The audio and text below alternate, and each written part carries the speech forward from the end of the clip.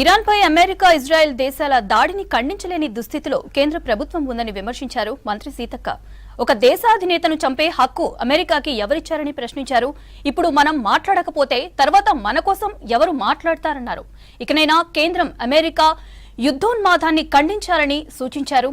రవీంద్ర భారతిలో మాజీ ఎమ్మెల్యే మదికాయల ఓంకార్ శత జయంతి వారోత్సవ వేడుకల్లో పాల్గొన్నారు సీతక్క. నిరంతరం ప్రజల కోసం పరితపించిన ఓంకార్ లేకపోవడం తెలంగాణకు తీరని లోటు అని చెప్పారు సీతక్క. మహిళా కళాశాలకు చాకలైలమ్మ గారి పేరు కానీ, అదేవిధంగా ఇంకా చాలా మంది పోరాట యోధుల పేర్లు గద్దరన్న పేరుతోటి అవార్డ్స్ కానీ, ఇవన్నీ ఎందుకంటే తెలంగాణతోటి మరి పోరాట బంధం విడదీయలేనటువంటి పోరాటాలు లేకుండా, త్యాగాలు లేకుండా, ముఖ్యంగా కమ్యూనిస్ట్ పార్టీలు, విప్లవ పార్టీల యొక్క చరిత్ర లేకుండా తెలంగాణ లేదు అనే విషయం అందరికీ తెలుసు. కాబట్టి ఖచ్చితంగా ఆ యొక్క గొప్పతనాన్ని, ఆ యొక్క మూలాలను గుర్తు చేసుకుంటూ భవిష్యత్ తరాలకు క్రమశిక్షణను, ఆ యొక్క త్యాగాన్ని తెలియజేస్తూనే మరి ముందుకు పోవాల్సిన అవసరం ఉంది.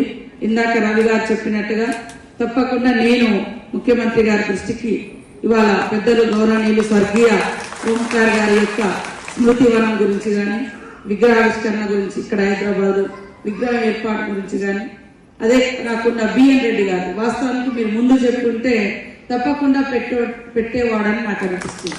ఎందుకంటే చాలా ఇట్లా పోరాట యోధుల పేర్లు చాలా చోట్ల సీఎం రేవంత్ రెడ్డి గారు మరి మన వాళ్ళు చెప్పగానే వాళ్ళు ఇచ్చినటువంటి విజ్ఞప్తుల మేరకు, ఆయనకు ఉండేటువంటి అవగాహన మేరకు పెట్టుకుంటూ రావడం జరిగింది.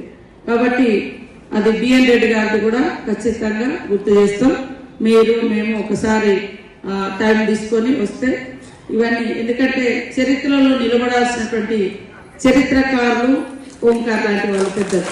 కాబట్టి అలాంటి వారి చరిత్ర, అలాంటి వాళ్ళ మహనీయుల జీవితాలు భవిష్యత్ తరాలకు ఆదర్శవంతులు. 10 మంది కోసం జీవిస్తే 10 మంది నిన్ను గుర్తు చేసుకుంటారు, నీ స్ఫూర్తిని తీసుకుంటారు, నిన్ను ఆదర్శంగా తీసుకుంటారు, నీ దారిలో, నీ సిద్ధాంతంలో కొంత నడుస్తారు. తద్వారా క్రమశిక్షణ, దోపిడీ లేని వ్యవస్థను ఇవన్నీ మనం సృష్టించుకోగలుగుతాం అన్నప్పుడు అలా ఆ వ్యవస్థ కోసం పోరాడినటువంటి మహనీయుల యొక్క విగ్రహాలు, వారి యొక్క పుస్తకాలు అనేది సమాజానికి అవసరం. అవి తద్వారా కొంతలో కొంత 1% అయినా అవి చదివి ఇన్స్పైర్ అయ్యి ఆ దారిలో నడవడానికి అవకాశం ఉంటుంది. కాబట్టి సమాజం కోసం పనిచేసినటువంటి మహనీయులు, పోరాడినటువంటి మహనీయుల యొక్క విగ్రహాలు కానీ, పుస్తకాలు కానీ స్మరించుకోవడం కానీ ఈ సమాజానికి అవసరం.